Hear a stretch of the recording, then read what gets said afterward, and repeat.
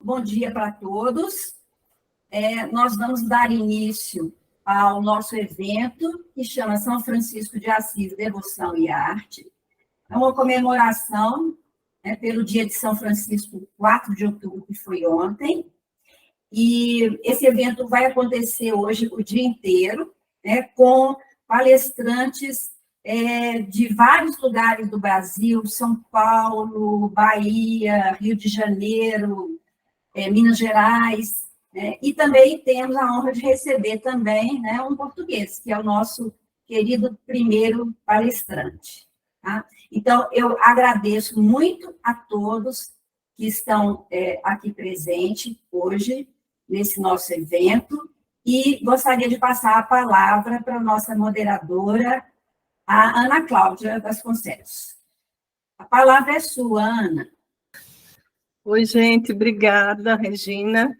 É uma honra estar participando desse primeiro seminário internacional, né? A gente espera que seja o primeiro de muitos, e mesmo sendo o primeiro e tendo sido organizado em tão pouco tempo, ele já tem uma força, né? Uma vitalidade tão grande por pessoas que investigam diferentes manifestações do franciscanismo, né? O franciscanismo, em sua essência, é espiritualidade, mas, na verdade, essa espiritualidade se expressa nas devoções, na arquitetura, nas cidades, nos escritos, né, professor André? E, então, tratar disso é uma homenagem a São Francisco, sim, porque a gente sente a presença dele nisso. E São Francisco era um homem de encontro e de escuta. Então, eu acho que esse momento aqui a gente vai poder experimentar, encontrar-se com pessoas que gostam de um tema em comum e que vão escutar uns aos outros para produzir grandes coisas desse tema que é São Francisco. E importante dizer que essa iniciativa do grupo de pesquisa Imagem e Preservação, do qual eu faço parte com muita honra, o Fábio também, a professora Regina é a coordenadora, e do Centro de Estudos da Imaginária Devocional Brasileira, que é o CEIB, do qual Regina também é presidente. Então, muito bem-vindo todos, e vamos começar com a palestra do professor Duarte Nuno Chaves, da Universidade dos Açores, diretor regional de assuntos culturais do governo dos Açores, em Portugal. E o tema que ele vai falar para a gente é patrimônio franciscano religioso nos Açores, Portugal. Bem-vindo, professor. Ana Cláudia e restantes colegas, muito bom dia. Eu gostaria de dizer que acho que é a última vez que participei num seminário do CEIP, talvez há uns 3 anos. Fui, por acaso, Ana Cláudia, a moderadora do painel também. Portanto, 3 anos depois, repete-se esta moderação. Dizer que é, para mim, uma grande honra estar aqui com amigos, são mesmo amigos, a Regina, a Isis, a Beatriz Coelho, a Daniela, o Agislau, o Fábio e a Ana Cláudia também, e muitos outros que estou aqui a ver. Tenho imensas saudades vossas, estive convosco em 2019, num dos vossos encontros. Entretanto, com a Regina, de vez em quando, encontramos-nos aqui nos Açores, quando ela visita Portugal, e é sempre com grande prazer que participo nas vossas iniciativas. Quando a Regina falou comigo no outro dia, eu disse que praticamente quase há 2 anos que não tenho estado a praticar investigação, porque atualmente estou a desempenhar funções no Governo dos Açores, na área cultural, e isso não me tem deixado muito espaço para a questão da investigação, especialmente nos últimos 7 meses que estou a ocupar essas funções. De qualquer maneira, achei que seria interessante, e a proposta da Regina, falar-vos de 2 livros, que um deles saiu, inclusive, este ano de 2023. Eu vou tentar falar devagar, porque eu sei que vocês têm alguma dificuldade no nosso português de Portugal, mas espero que me percebam bem. Foram 2 livros que eu coordenei. É um projeto que vem desde 2016, 2017, de um levantamento do património franciscano no arquipélago dos Açores. Posso-vos mostrar os livros? São estes 2 livros. Um dedicado aos conventos, outro dedicado aos mosteiros. E, portanto, nós quando falamos conventos e mosteiros, portanto, um dedicado à componente masculina e o outro que saiu este ano, dedicado à componente feminina da presença franciscana. Nós tivemos aqui, como sabem, a primeira ordem, a ordem dos frades menores, e depois tivemos clarissas e concessionistas, portanto, dentro da ordem feminina. Portanto, este é um trabalho que levou, como disse, portanto, ele tem-se desenvolvido desde 2017, no arquipélago, e o último livro que saiu, embora tenha data de 2022, acabou por ser lançado só este ano, portanto, em abril deste ano, conseguimos pôr esse livro cá fora. São livros que fazem um levantamento histórico, um levantamento bibliográfico, mas também são livros com fotografia. Portanto, houve uma preocupação. Na altura, o meu editor chamou-me a atenção e disse-me, professor, há aqui material tão bom que convinha fazermos um livro que tivesse também uma componente comercial, com fotografias para que as pessoas, mas com fotografias de qualidade para que as pessoas pudessem contemplar este património franciscano que nós temos no arquipélago dos Açores. E eu lancei o desafio a cerca de 14, 15 fotógrafos, bons fotógrafos, que fizessem esse levantamento no arquipélago. Mas sobre a história, estes livros têm uma história muito interessante, que eu já vos vou contar. Eu vou partilhar aqui a minha tela. Ora bem, vamos ver se isto agora corre bem. Então, muito bem. Então vamos, eu não vos estou a ver, mas vocês estão a ver que é o que interessa. Património franciscano nos Açores do século XXI. Como estamos a falar para um público, enfim, maioritariamente brasileiro, eu vou-vos dar para aqueles que conhecem, em termos geográficos, menos o que são os Açores. Portanto, os Açores são uma região autónoma de Portugal, que fica situada precisamente a meio do arquipélago, portanto, do Oceano Atlântico, peço perdão. É composta por 9 ilhas. O arquipélago divide-se em 3 grupos. O grupo oriental, que é constituído por São Miguel, Santa Maria, e o grupo central, com Faial, Pico, São Jorge, Terceira e Graciosa, e ainda o grupo oriental, formado pelas Ilhas das Flores e Corvo.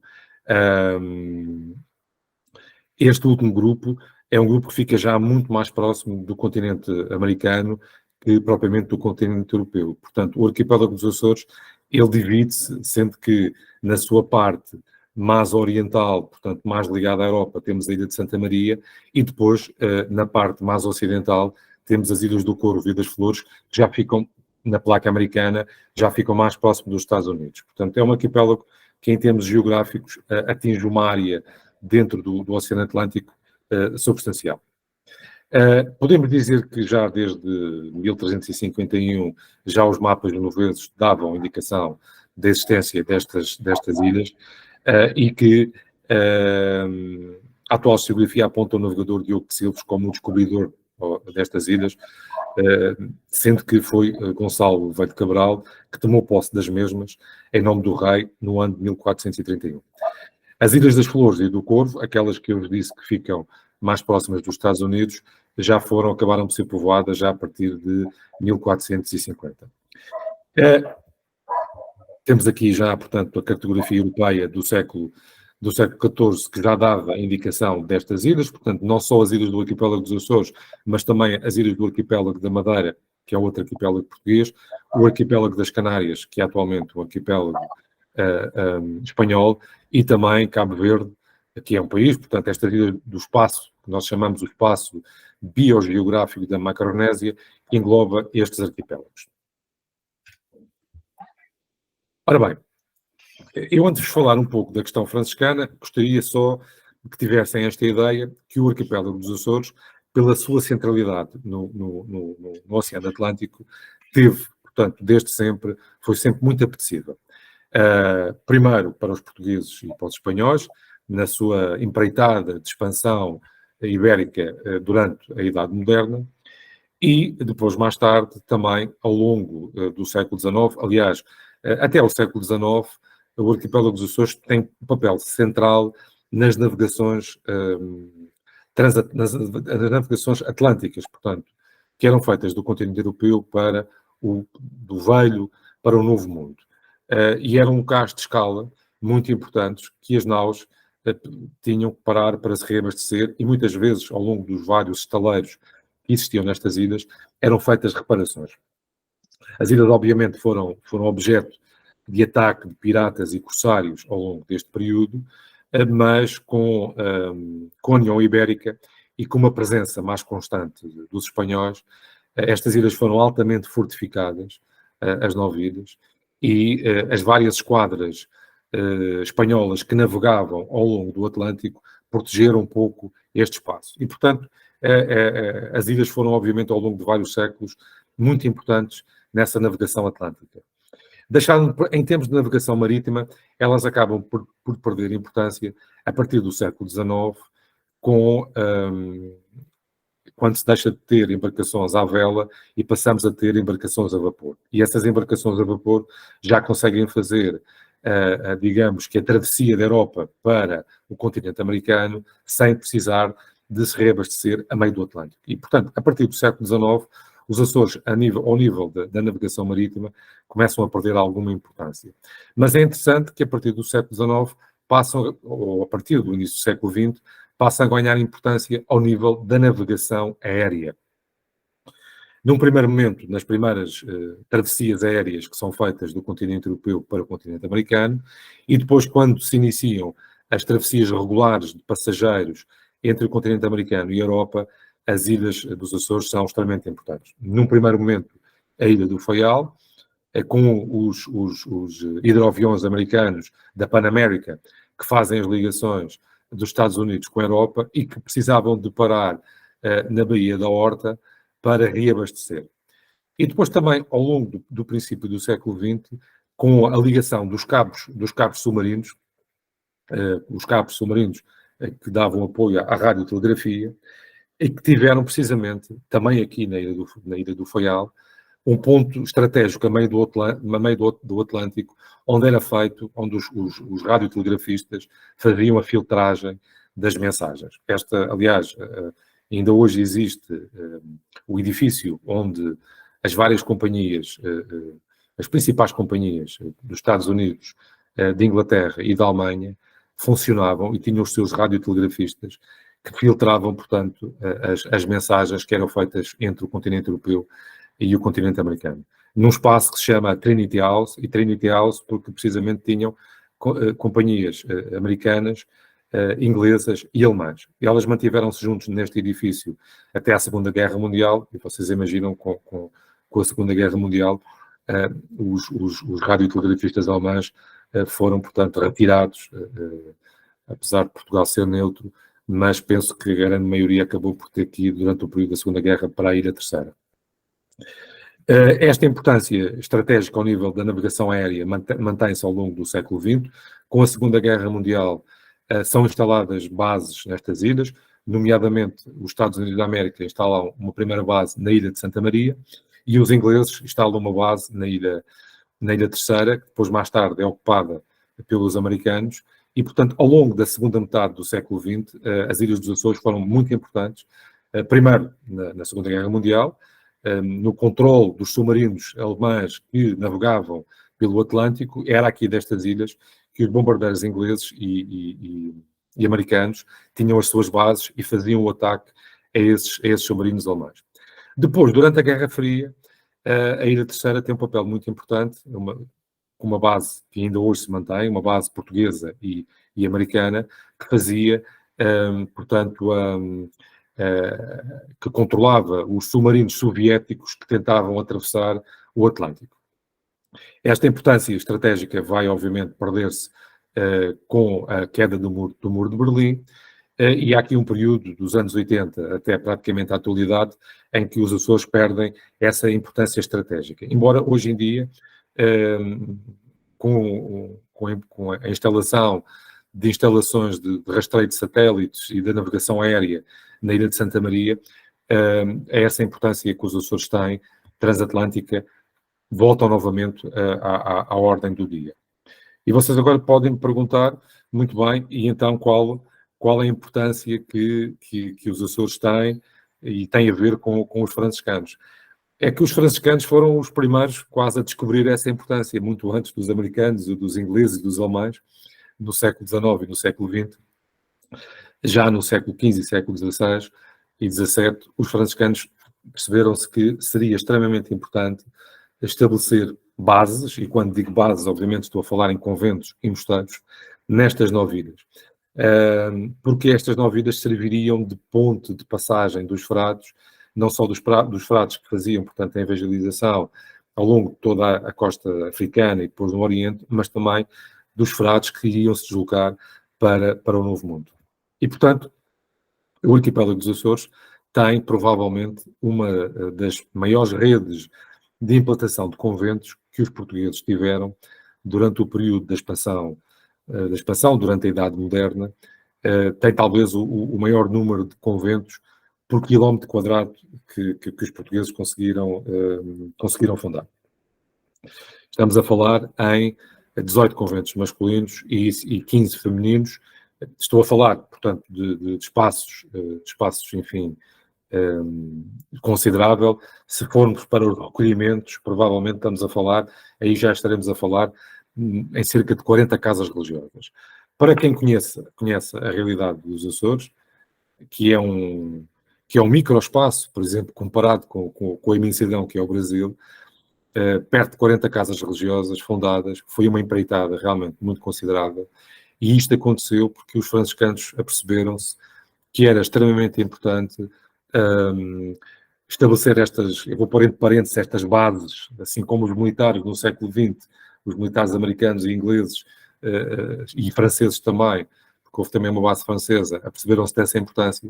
Durante a Idade Moderna, os franciscanos também perceberam que tinham que ter nestas ilhas conventos estratégicos para abastecer as ligações que depois iriam fazer, nomeadamente para o continente americano e portanto, para o Novo Mundo. Nós, em 2016, começámos a preparar um projeto que deu origem a estes 2 livros que eu estou aqui a mostrar no slide, que são os conventos franciscanos nos Açores do século XXI, Memórias da Província de São João Evangelista, que saiu em 2020, e depois em 2022, está ali 2022, mas efetivamente a apresentação deste livro só foi em 2023, saiu Os Mosteiros Franciscanos nos Açores do século XXI, Memórias da Religiosidade no Feminino. Estes 2 trabalhos, que, portanto, como vos disse, começaram a ser preparados em 2017, foram um trabalho de levantamento desse património que existe no arquipélago. E a história destes livros é muito interessante. Eu aqui há uns anos atrás descobri um manuscrito de um frade franciscano, que é o Frei Bartolomeu Ribeiro. Não descobri, veio-me parar às mãos alguém, um frade meu conhecido, que era, na altura, o arquivista-mor da Ordem de São Francisco em Portugal, deu-me a conhecer esses textos.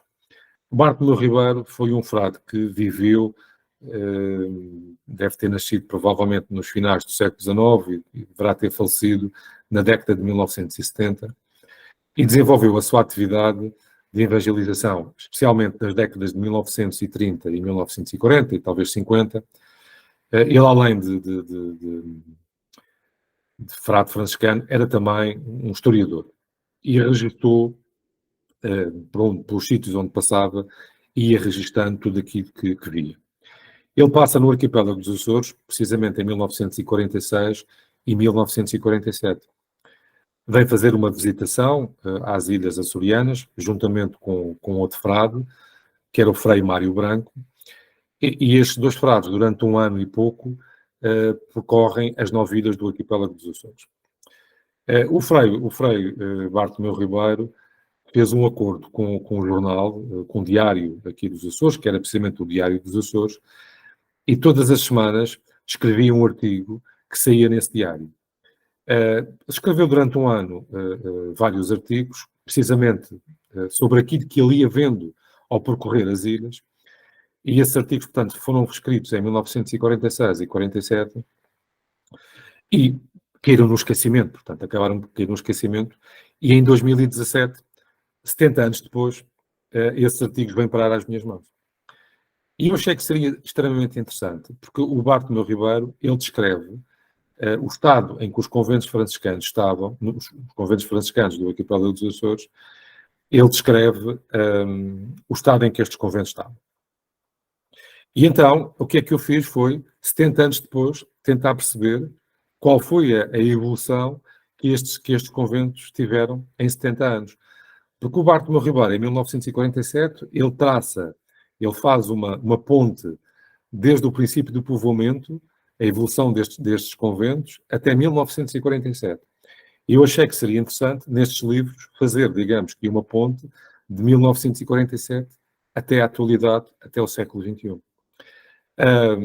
Seria importante, obviamente, registar fotograficamente estes acontecimentos, e então contactei com um conjunto de fotógrafos, penso que 13 ou 14 fotógrafos, mas não lhes contei não lhes contei esta história. Eu apenas lhes disse que ia-lhes fornecer um conjunto de coordenadas geográficas e pedia-lhes que eles fossem essas coordenadas fotografar o que tinham encontrado.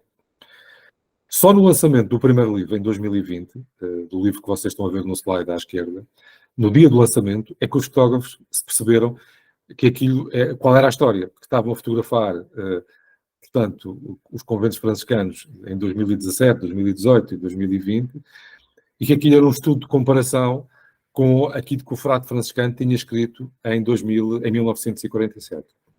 Depois, o segundo livro, que sai já agora em 2023, eles já conheciam a história, e, portanto, o segundo livro foi o livro das casas religiosas femininas. O Bartolomeu Ribeiro, em 1947, dividiu os seus textos em masculinos e femininos.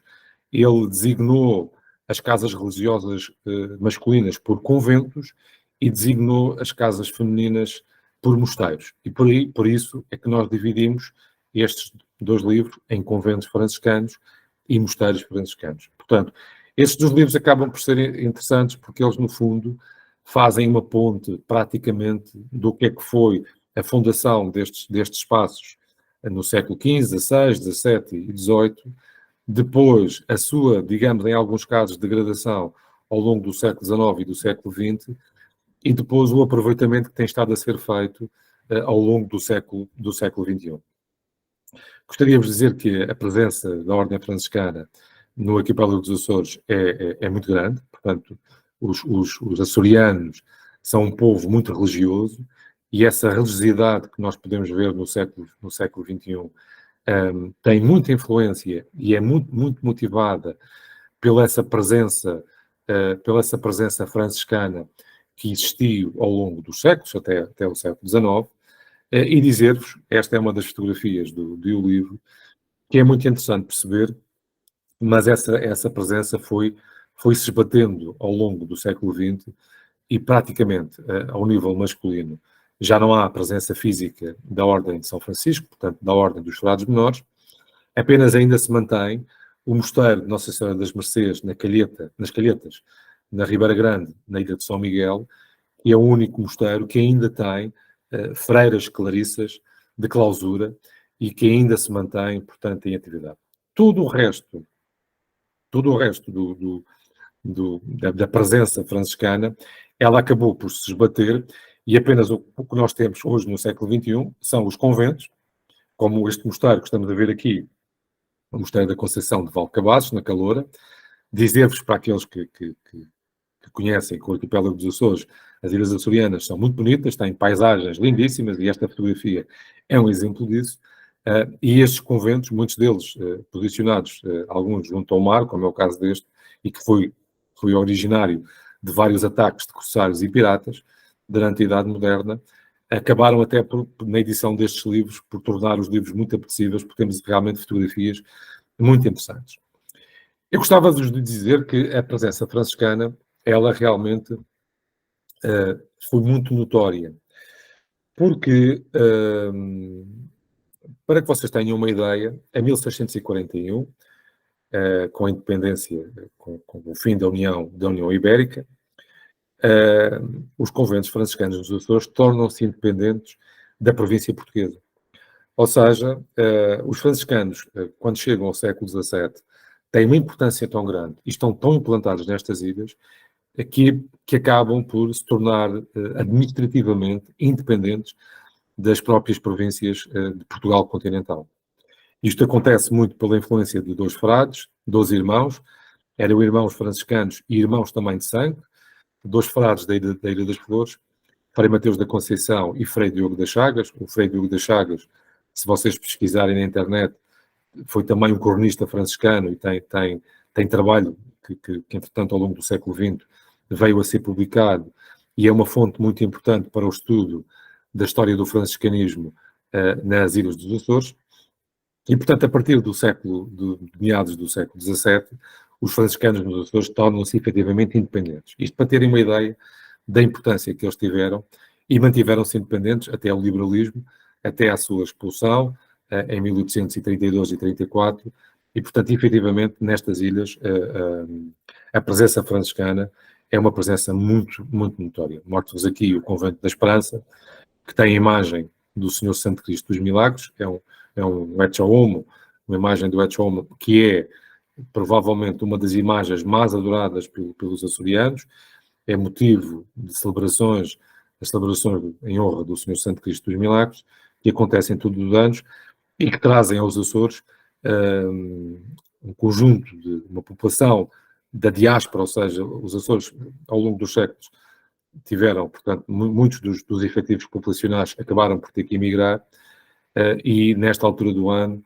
muitos desses imigrantes acabam por regressar aos Açores para visitar esta imagem e venerar esta imagem. Que nós estamos a ver aqui nesta fotografia, a imagem está, vemos aqui um senhor que está de costas e a imagem está por trás das grades. Ela, uma vez por ano, sai em procissão e são milhares e milhares de pessoas que vão, portanto, prestar devoção à imagem do Senhor Santo Cristo dos Milagres.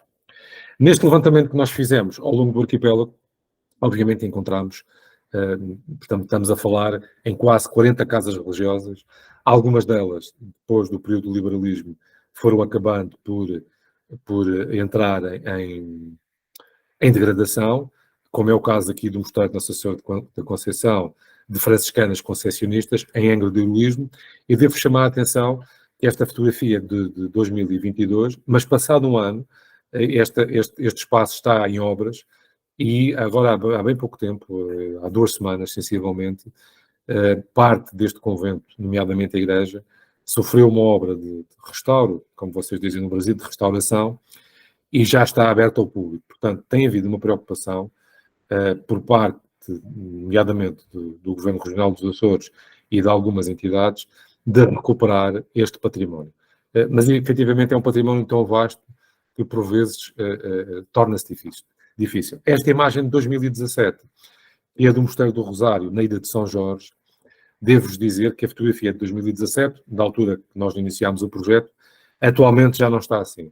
Portanto, esta obra já foi requalificada também, aqui no projeto com o Governo Regional dos Açores e com outras entidades, nomeadamente as câmaras municipais, neste caso através da Câmara Municipal das Velas, e, portanto, este é um património também que já foi recuperado.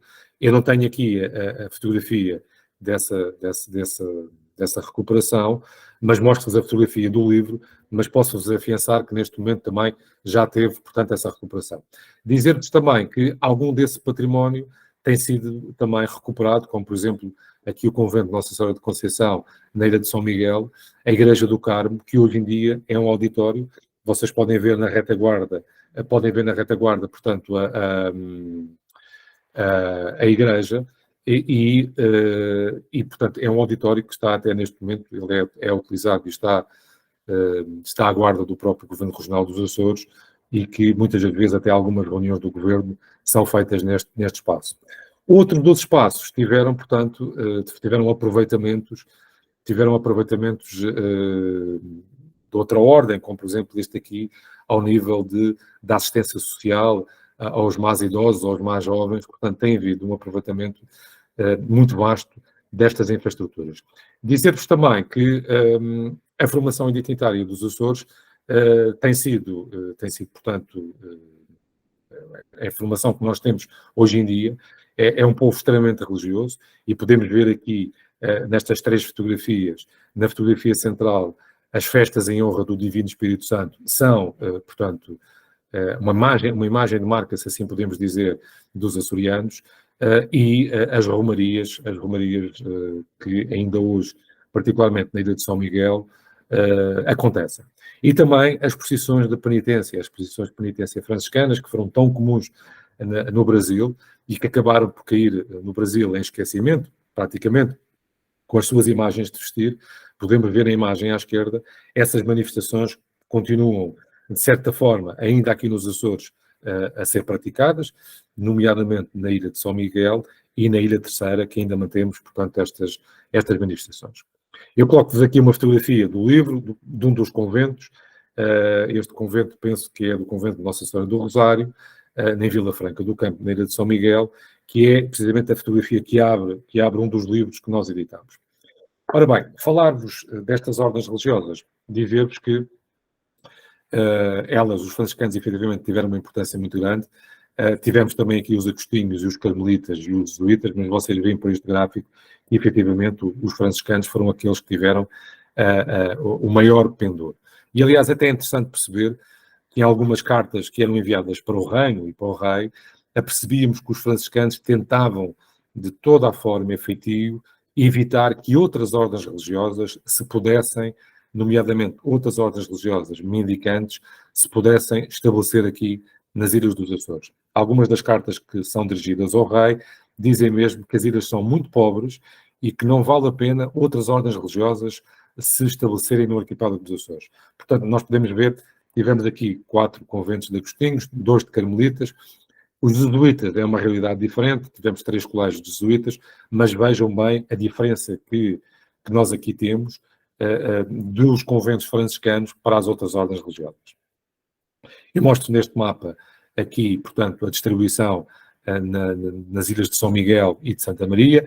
A ilha de São Miguel, juntamente com a Ilha Terceira, foram as 2 ilhas que tiveram o maior número de conventos, de fundação de conventos, como vocês podem verificar.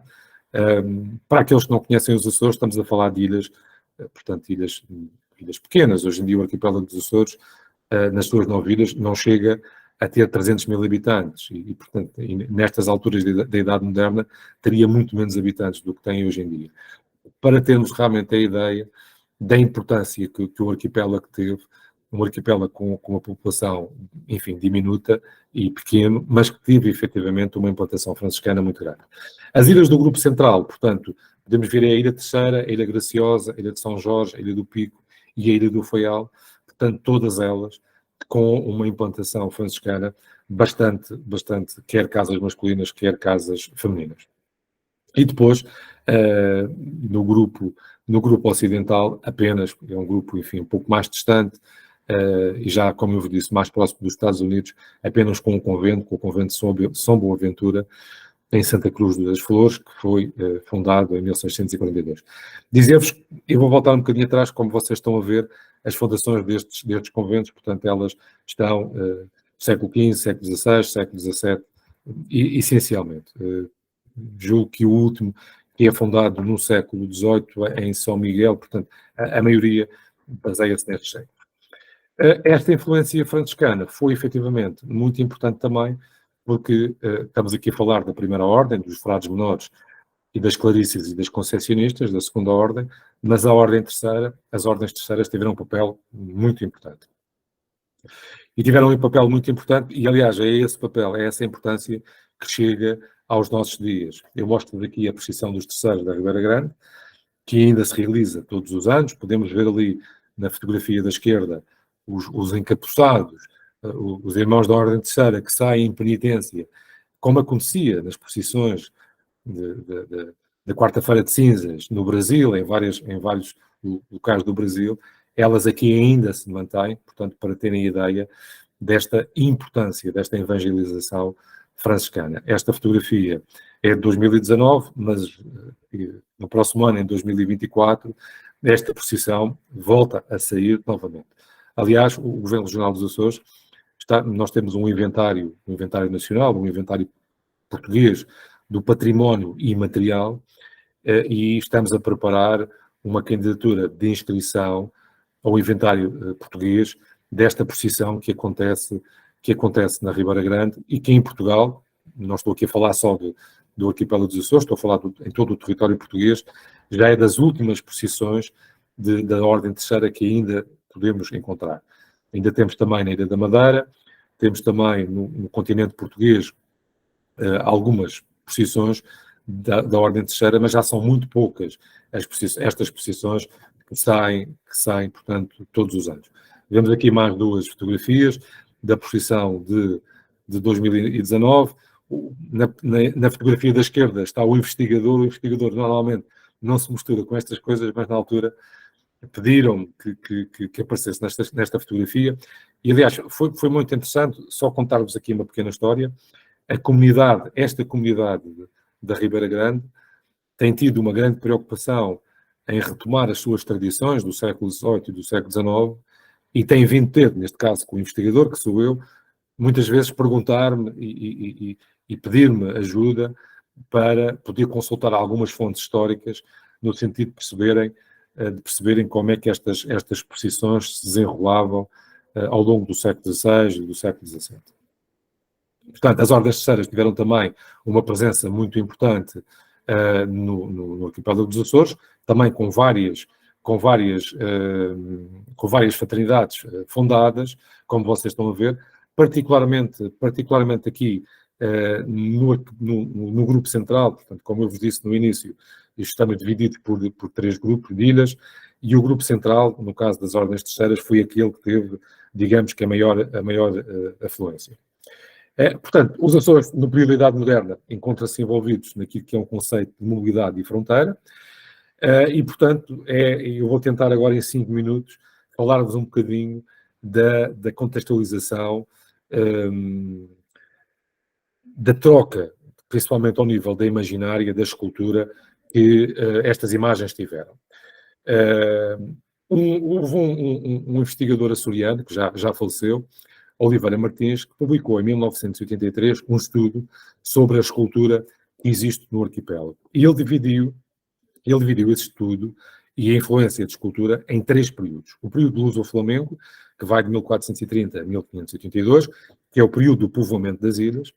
O período espanhol, de 1582 a 1742, portanto, da União Ibérica. E depois um período brasileiro e oriental, que vai de 1642 a 1830 e que tem já influência de alguma imaginária que vem do Brasil.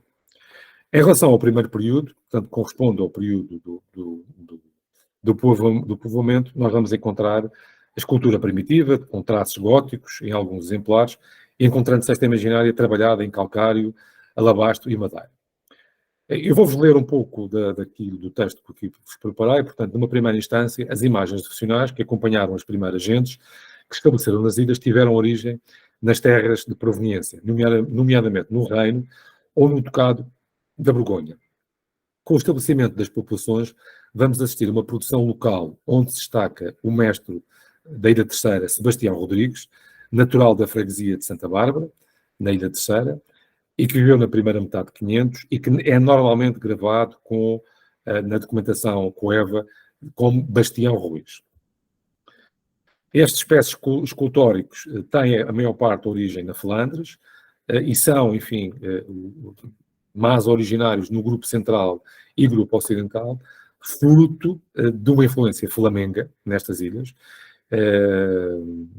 Portanto, a influência é esta que vai, portanto, durante o século XV e parte do século XVI. E que podemos, portanto, encontrar em várias ilhas, como em São Miguel e em Vila do Porto. Muitas dessas esculturas, dizer-vos que estão na rede de museus dos Açores, uma rede que é tutelada pelo Governo Regional.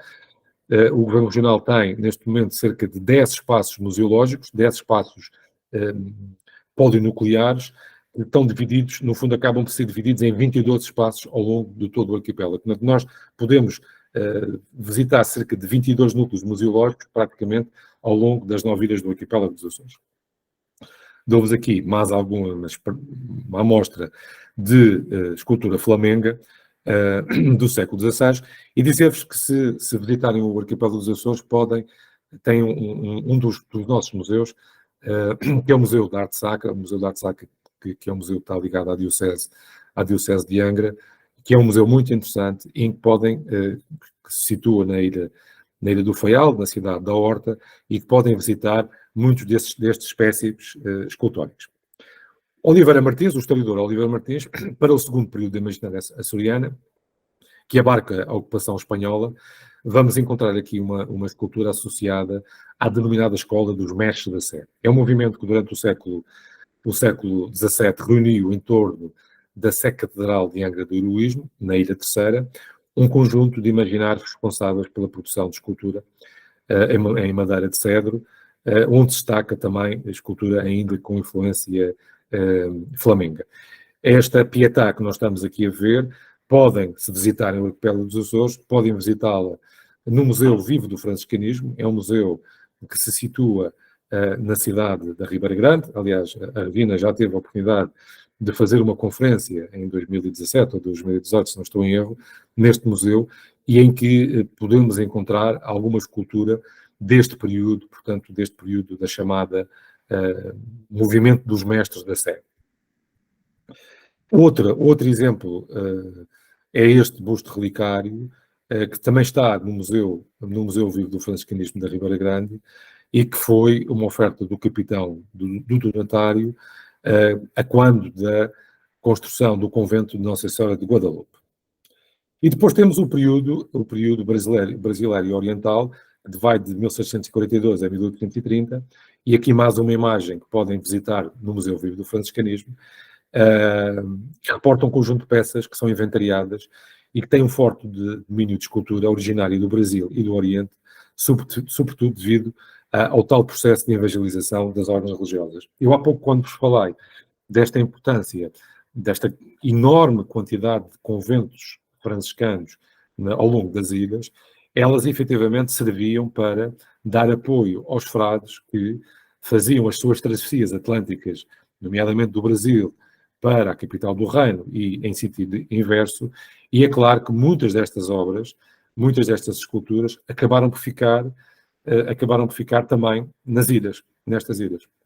E depois também dizer-vos que algumas das esculturas que foram aqui produzidas acabaram por ter como destino o Brasil. Portanto, daqui esta importância, que depois, ao longo do século XVII e do século XVIII, já foi mais notória, esta importância dos conventos franciscanos, e que, portanto, acabam por hoje em dia, no século XXI, por serem um repositório, nomeadamente os museus que nós temos aqui nestas ilhas, são, digamos, um repositório, muitas vezes, de escultura que vinha do Brasil para a Europa, para a capital do reino, e que acaba, muitas destas esculturas, acabam por ficar precisamente nas ilhas dos Açores.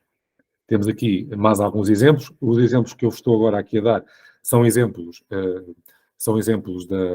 do Museu Vivo do Franciscanismo, que é um museu, se visitarem os Açores, que vos aconselho a visitarem. Eu penso que já passei os 30 minutos que me estavam confinados. Vou tentar aqui voltar para a apresentação. E, portanto, basicamente, para terminar e em forma de conclusão,